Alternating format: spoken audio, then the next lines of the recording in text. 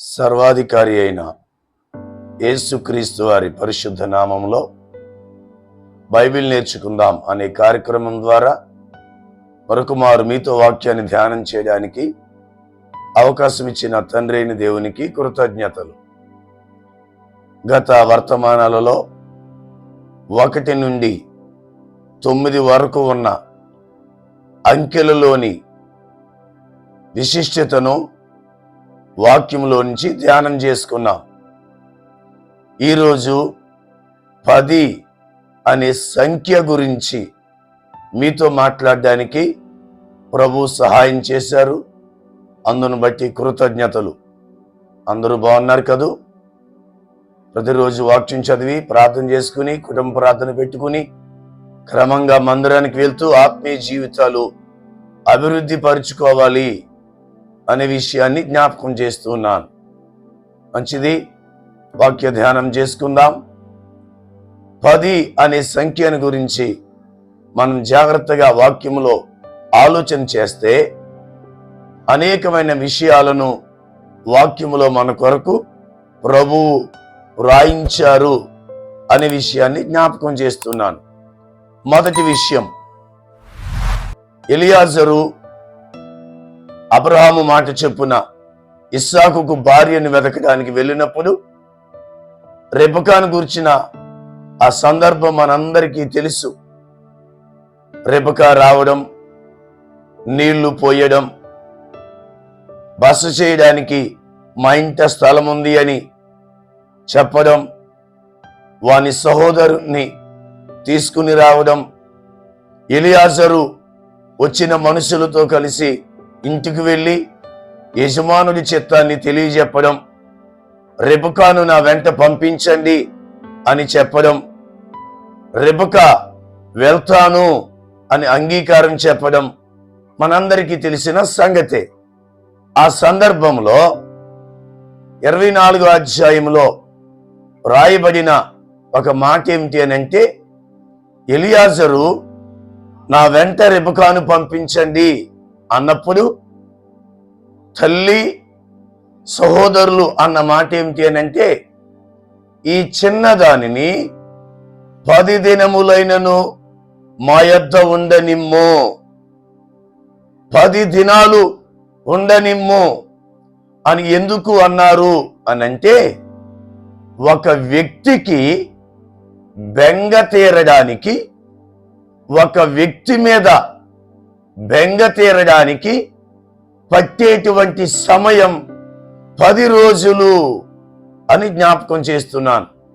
బహుశా మీలో ఎవరికైనా పిల్లలు హాస్టల్లో చదువుతూ ఉంటే, భార్యాభర్తలు దూరదేశాల్లో ఉంటే, కుమారులు దూర ప్రాంతాల్లో జాబులు చేస్తూ ఉంటే మీకు కూడా బెంగ కలుగుతుంది. చాలా మందికి ఇప్పటికే వారి భార్య మీద, భర్త మీద, పిల్లల మీద బెంగ కలిగింది అనుకుంటున్నాను. ఆ బెంగ తీరాలి అని అంటే, ఆ బెంగ పెట్టుకున్నటువంటి ఏ వ్యక్తి మీద అయితే పెట్టుకున్నామో ఆ వ్యక్తి మన దగ్గరకు వచ్చి 10 దినాలు ఉంటే బెంగ తీరుతుంది అని వాక్యములో మన కొరకు రాయబడింది. దేవునికి మహిమ కలుగును గాక.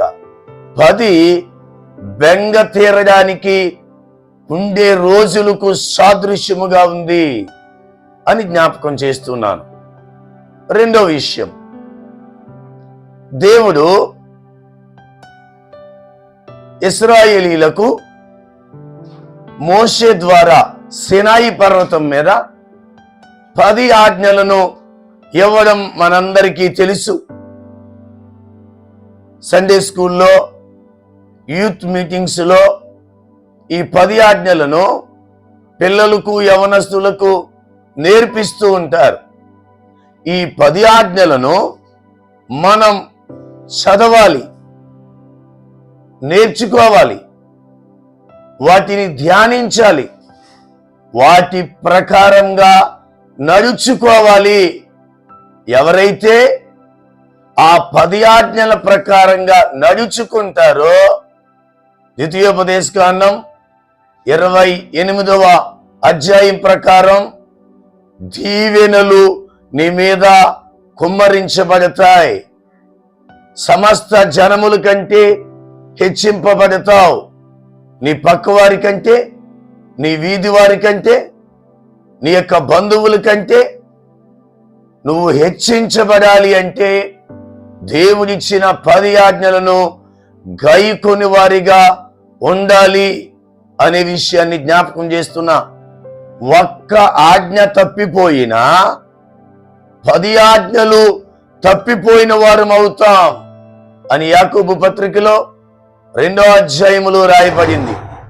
గనుక 10 ఆజ్ఞలను గైకొని ఆశీర్వదించబడి దేవునికి మహిమ తెచ్చేవాడిగా ఉండాలి అనే విషయాన్ని జ్ఞాపకం చేస్తున్నాను. 3వ విషయం, ఇశ్రాయేలీలను దేవుడు ఐగుప్తులో నుంచి విడిపించుకుని వచ్చిన తరువాత వారు అరణ్యములో 10 మారులు శోధించారు అని వ్రాయబడింది. సంఖ్యాకాండములో 14వ అధ్యాయములో 22వ వచనములో ప్రభు అంటున్నాడు, ఈ 10 మారులు వారు నన్ను శోధించారు. ఎంత ఆశ్చర్యం! పగలు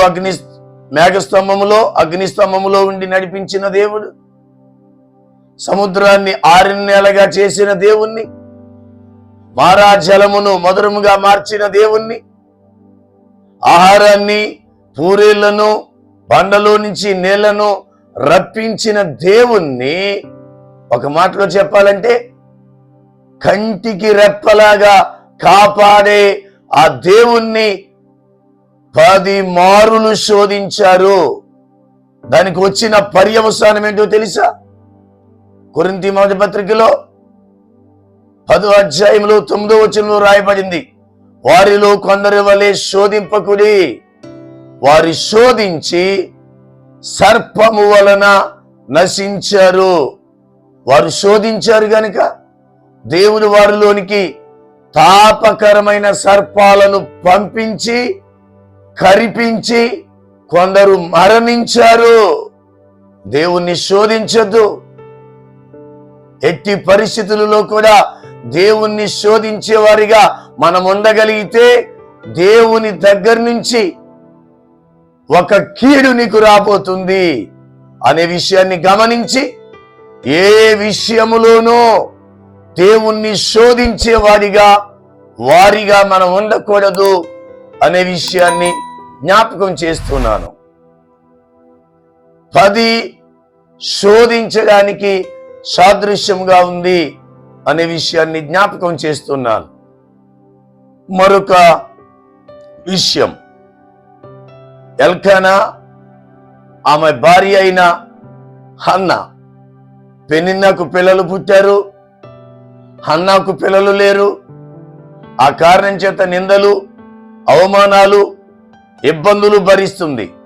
అలాంటి పరిస్థితులలో ఆమె భర్తను అడుగుతున్నటువంటి సందర్భంలో, భోజనం మానేసి దుఃఖంతో ఉన్న సందర్భంలో ఆ యొక్క భర్త అయిన ఎల్కానా వచ్చి ఏమన్నాడో తెలుసా? హన్నా, ఎందుకు నువ్వు దుఃఖ ముకురాలు అయి ఉంటున్నావు? 10 మంది కుమారుల కంటే నేను నీకు విశేషమైన వాడును కానా? దేవునికి మహిమ కలుగును గాక. ఈ మాటలు వింటున్న దేవుని పిల్లలారా, పిల్లలు లేరని, సంతానం లేదని చాలా కృంగిపోతున్నావు కదూ. పిల్లలున్న వాళ్ళు ఆ తల్లిదండ్రులను పట్టించుకోవడంలా, పెంచి పెద్ద చేసి ఇల్లిచ్చి ఉద్యోగాలు వచ్చే వరకు వారికి ఫీజులు కట్టిన ఆ పిల్లలు తల్లిదండ్రులను చూడటంలా కొంతమంది అనాథ శరణాలయాల్లో వేసేస్తున్నారు, కొంతమంది ఇంటి నుంచి గెంటేస్తున్నారు, కొంతమంది తల్లిదండ్రులతో అసలు సంబంధాలు లేకుండా తెంచేసుకుంటున్నారు. అలాంటి పిల్లలు ఉండే కంటే కంటికి రెప్పలాగా చూసుకుని ఏదొచ్చినా అగగ్గలాడి, ఏదొచ్చినా ఎంతో ప్రేమగా ఆప్యాయతగా నిన్ను కనిపెట్టుకునే భర్త 10 మంది కొడుకుల కంటే ఎక్కువైన వాడు. పిల్లలు లేరని బాధపడుతున్నావేమో, ప్రేమించే భర్త ఉన్నాడని ధైర్యం తెచ్చుకోమని ఈ సమయంలో నీతో జ్ఞాపకం చేస్తున్నాను. 10 ప్రేమించేటువంటి భర్తకు సాదృశ్యముగా ఉంది అనే విషయాన్ని గుర్తుపెట్టుకోవాలి. మరొక విషయం ఏమిటి అని అంటే, దానియేలు, షడ్రకు, మేషకు, అబేద్నగో వీళ్ళు 4 స్నేహితులు బబులోనికి చెరగా తేబడ్డారు. రాజుగారి భోజనాలు అందరికీ పెడతా ఉంటే, రాజుగారి భోజనాలు మేము తిని మమ్మల్ని మేము అపవిత్రం చేసుకోము అనేటువంటి ఉద్దేశం కలిగిన వారై, వారి మీద అధికారులుగా ఉన్నటువంటి ఆ వ్యక్తికి వారు చెప్పిన మాట ఏంటో తెలుసా? మాకు కాయగూరలు మాత్రమే పెట్టండి, పెట్టి మాంసం తినే వారికి మాకు వ్యత్యాసాన్ని గమనించండి. వారికంటే మేము నీరసంగా ఉంటే, బలహీనంగా ఉంటే, అప్పుడు మీరు చెప్పినట్టే మేము రాజుగారి భోజనాలు తింటాం అన్నారు. ఇప్పుడు వారు 10 దినాలు మమ్మల్ని పరీక్షించండి అని చెప్పడం మన వాక్యంలో చూస్తున్నాం. ఆ 10 దినాలు వీరు కాయగూరలు తిన్నారు, వారు మాంసాహారాన్ని తిన్నారు. రాజుగారి భోజనములను తిన్నవారి కంటే కాయగూరలు తినినటువంటి 4 స్నేహితుల ముఖాలు ప్రకాశించాయి. దేవునికి మహిమ కలుగునుగాక. 10 దినాలు వారు పరీక్షించబడ్డారు.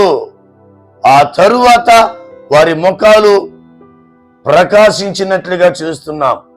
కొన్నిసార్లు నువ్వు కూడా ఓ 10 రోజులు టెస్ట్ చేసుకోగలిగితే, 10 రోజులు నువ్వు సినిమాలు మాని ఉండగలిగితే, 10 రోజులు నీ దుర్వ్యసనాలు మాని ఉండగలిగితే, ఆ 10 రోజులు పరీక్షించే సమయం. కొన్నిసార్లు దేవుడు నిన్ను నన్ను కూడా పరీక్షించే అవకాశం ఉంది అనే విషయాన్ని జ్ఞాపకం చేస్తున్నాను. ఈ ఉదయకాల సమయమందు ఈ మాటలు వింటున్న దేవుని పిల్లలారా, మరి 10ని గూర్చిన విషయాలు నువ్వు వాక్యములో విన్నావు గనుక కనీసం ఓ 10 నిమిషాలైనా ప్రార్థన చేయగలుగుతున్నావా? ఎప్పుడైనా ఓ 10 అధ్యాయాలైనా చదవగలిగావా? ఎప్పుడైనా ఓ 10 మందికి సహాయపడగలిగావా? 10 మంది నీ ద్వారా మేలు కలిగారా అనే విషయాన్ని జ్ఞాపకం చేస్తున్నాను. ఒకవేళ 10 మందికి ఉపయోగం లేని వ్యక్తిగా నువ్వు ఉంటే, ఈ సమయమందు ప్రభువా 10 మందికి ఉపయోగపడే వ్యక్తిగా నన్ను మలుచు అని ప్రభువుని వేడుకోవాలి అని తెలియజేస్తూ నా మాటలు ముగిస్తూ ఉన్నాను. 10 మందికి ఉపయోగపడేటట్టుగా నా దేవుడు నిన్ను రాబోయే రోజుల్లో ఆశీర్వదించునుగాక. ఆమేన్.